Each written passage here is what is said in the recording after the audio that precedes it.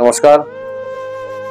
ইতিমধ্যে আপনারা জানেন কল্যাণপুর প্রবুদ্ধনগর বিধানসভা মন্ডল কমিটির উদ্যোগে আগামী 12ই ডিসেম্বর দুপুর 2 ঘটিকায় কল্যাণপুর মডেল স্ট্যান্ড সোনারতরী মুক্ত মঞ্চে 1996 সালের 12ই ডিসেম্বরের যে বামপন্থ মদতপুষ্ট সন্ত্রাসবাদী দ্বারা গণহত্যা হয়েছে সেই শহীদদের প্রতি শ্রদ্ধা জানানোর উদ্দেশ্যে এক বিরাট শহীদ স্মরণে সমাবেশ অনুষ্ঠিত হবে।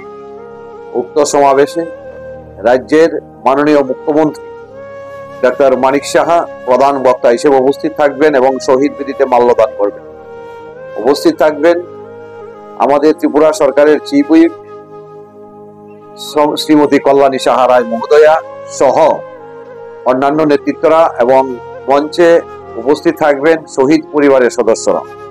আমি সকলের প্রতি সেই কল্যাণপুর বিধানসভা তথা খোয়াই জেলার আপামুর জনগণ, জাতি জনজাতি, শান্তিপ্রিয় জনগণ অত্যাচারের বিরুদ্ধে সেখানটায় সামিল হওয়া এবং একটা স্লোগান কল্যাণপুর থেকে ওঠা, সবাই মিলে প্রতিজ্ঞাবদ্ধ হয়ে সন্ত্রাসবাদ, মার্ক্সবাদ, মাওবাদ নিবাদ যাক। সকলের উপস্থিতি কামনাকারী। সবাইকে নমস্কার, ধন্যবাদ।